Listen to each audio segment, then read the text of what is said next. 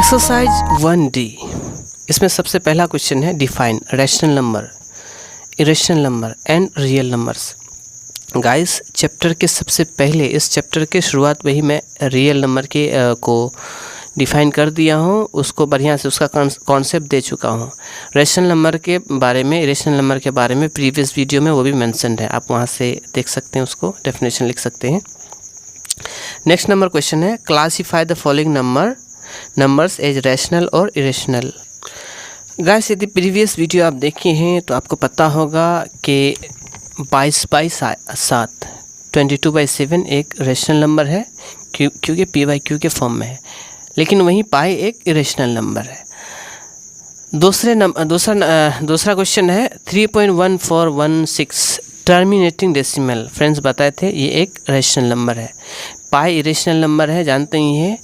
ये non terminating है but repeating है, जहाँ भी रिपीटिंग हो वो रैशनल नंबर होगा। अब यहाँ देख रहे हैं 636363, फ्रेंड्स यहाँ रिपीट हो रहा है, डैश डैश डैश। 5.636363 रिपीट हो रहा है, नॉन रेकरिंग तो है लेकिन रिपीटिंग भी है, क्या होगा आप खुद बताएं। नेक्स्ट वाला देख लेते हैं 6.04, यहाँ 004, यहाँ ओनली 04 रिपीट हो रहा है, यहाँ 004 है, यानी ये तो नॉन रेकरिंग है, नॉन रिपीटिंग है, सॉरी नॉन टर्मिनेटिंग है बट नॉन रिपीटिंग भी है, तो आप खुद बताएं क्या होगा। नेक्स्ट नंबर देख लेते हैं 1.535333, यहाँ भी देखें, यहाँ भी क्या है, नॉन टर्मिनेटिंग है लेकिन सेम पैटर्न में रिपीट नहीं हो रहा, कहीं 53 रिपीट हो रहा है, या कहीं 533, फिर 5333, इस तरह से रिपीट हो रहा है, तो आप खुद बताएं ये कौन सा नंबर है। नेक्स्ट नंबर है 3.121222, यहाँ भी देखें, आप इसको खुद देख के बताएं। स्क्वायर रूट ऑफ 21, क्या स्क्वायर के अंदर जो नंबर है वो कंप्लीट स्क्वायर है? यदि है तो वो एक रैशनल नंबर होगा, यदि नहीं है तो वो एक इरेशनल नंबर होगा। स्क्वायर क्यूब रूट ऑफ 3, क्या एक रैशनल है कि इरेशनल है, आप खुद बताएं। गाइस, क्यूब रूट ऑफ 3 बराबर होता है 3⁻⁴। स्क्वायर रूट ऑफ 3 का मतलब होता है 3⁻⁴, तो ये सभी नंबर इरेशनल नंबर है।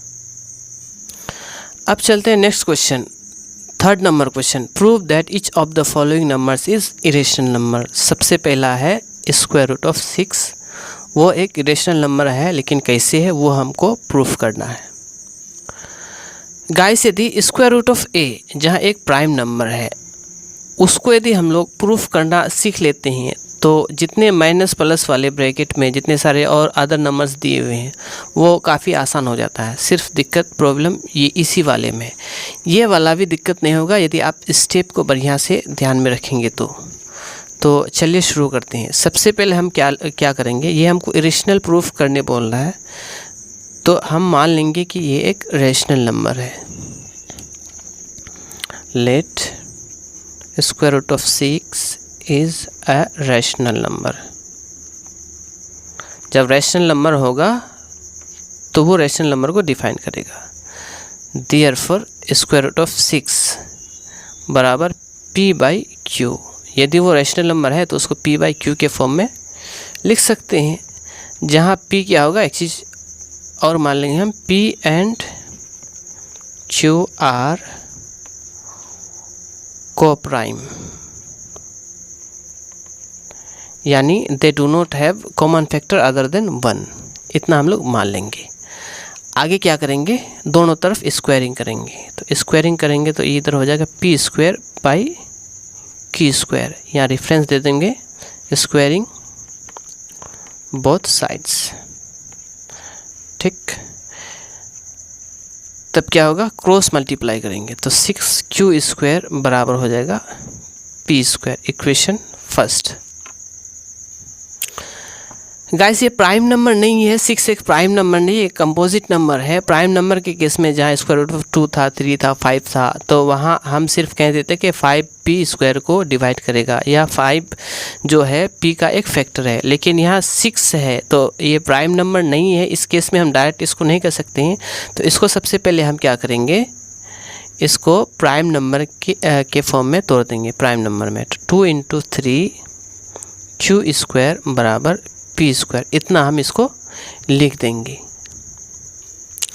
गाइस पी स्क्वायर को इस फॉर्म में लिखा गया है, तो यहाँ समझ जाना कि 2 भी 3 भी और क्यू स्क्वायर भी पी स्क्वायर का एक फैक्टर है। तो यहाँ क्या लिखेंगे, क्लियरली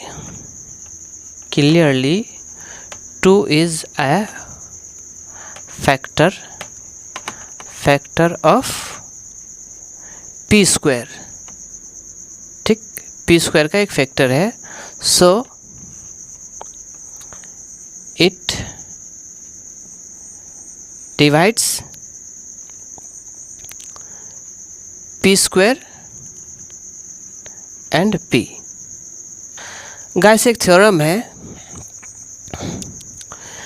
यदि कोई प्राइम नंबर 3 मान लेते हैं, किसी नंबर के स्क्वायर को यदि डिवाइड करेगा, सपोज ये किसके 7 के स्क्वायर को तो डिवाइड नहीं कर पाएगा, 4 के स्क्वायर को तो डिवाइड नहीं कर पाएगा, 5 के स्क्वायर को भी नहीं कर पाएगा, 3 के स्क्वायर को कर सकता है, 6 के स्क्वायर को 36 को कर सकता है।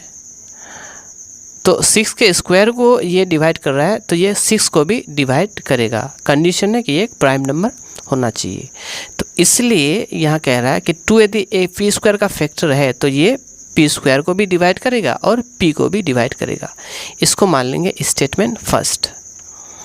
अब आगे क्या करेंगे, लेट पी डिवाइडेड बाई 2 बराबर सी। इसका क्या मतलब हुआ, हम जानते हैं कि 2 जो है p को डिवाइड करता है।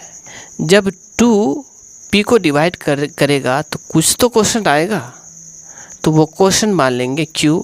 जो भी क्वेश्चन आएगा तो वो होगा मेरा integer, let where c is an integer, i मतलब इंटीजर।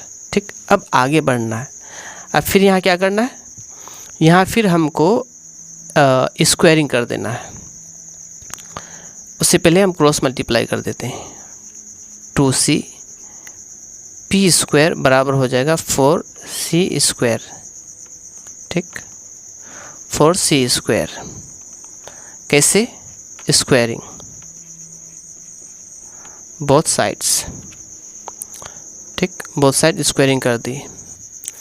अब क्या करेंगे, इक्वेशन फर्स्ट पी स्क्वायर के जगह इक्वेशन फर्स्ट का वैल्यू 6q स्क्वायर बैठाएंगे, यानी क्या लिखेंगे, 6q स्क्वायर बराबर 4c स्क्वायर। यहाँ रेफरेंस देना होगा फ्रॉम इक्वेशन फर्स्ट, इतना लिख दिए।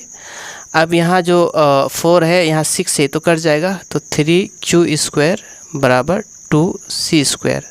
गाइस आप यहाँ देखें, 2 जो है 2 और c स्क्वायर दोनों जो है ये किसका, इन दोनों का फैक्टर है।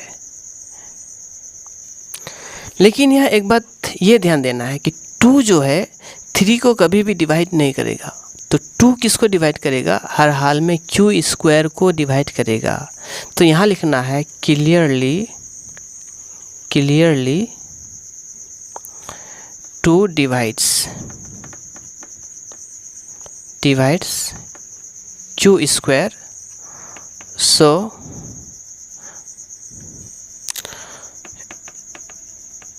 it will also divides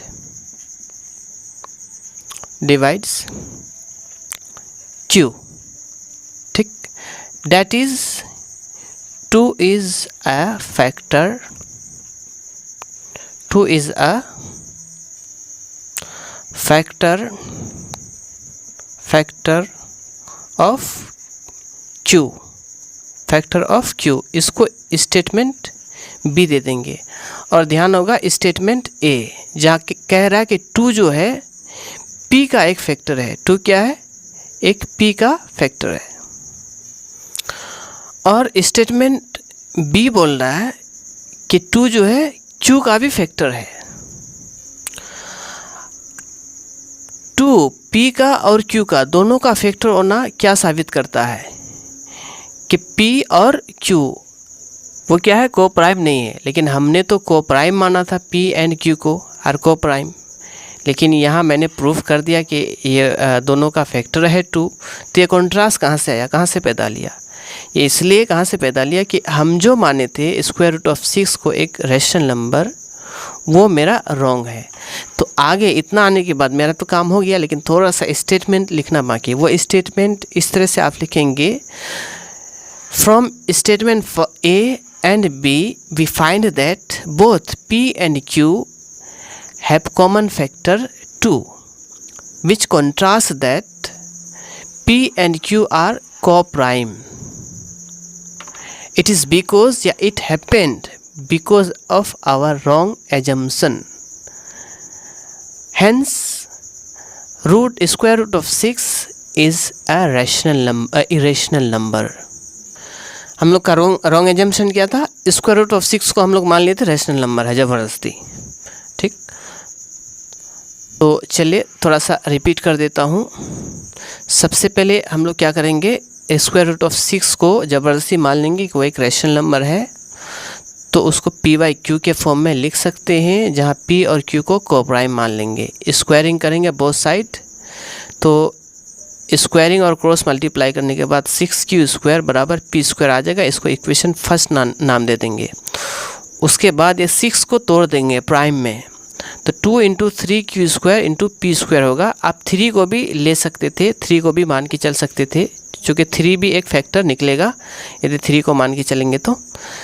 अब यहाँ देखिए कि 2 जो है P स्क्वायर का फैक्टर है, तो 2 जो है P स्क्वायर को भी डिवाइड करेगा और साथ साथ P को भी डिवाइड करेगा, यानी 2P का भी एक फैक्टर है। ठीक, अब 2 यदि P को डिवाइड करेगा, 2 यदि P को डिवाइड करे तो कुछ तो आएगा। तो सपोज हम मान लेते हैं C आया, जहाँ C के बारे में रेफरेंस दे दिए, एक इंटीजर है I है। अब क्रॉस मल्टीप्लाई करेंगे, P बराबर 2C होगा, फिर स्क्वायरिंग कर देंगे बोथ साइड स्क्वायरिंग, तो P स्क्वायर बराबर 4C स्क्वायर। अब आ जाएंगे इक्वेशन फर्स्ट जो हमने माना था, तो P स्क्वायर का वैल्यू 6Q स्क्वायर बैठा देंगे। बैठा देने के बाद दोनों को रिड्यूस कर देंगे, या 3Q स्क्वायर बराबर 2C स्क्वायर आएगा।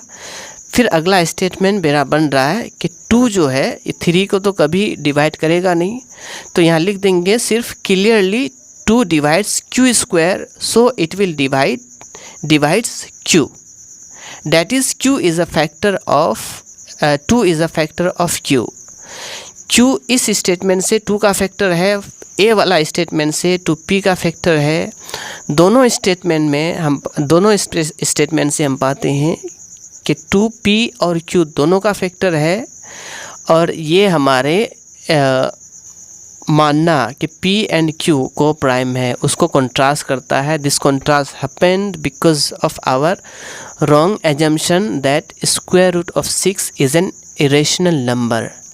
Hence square root of 6 is a rational number. Hence square root of 6 is an irrational number. Proved.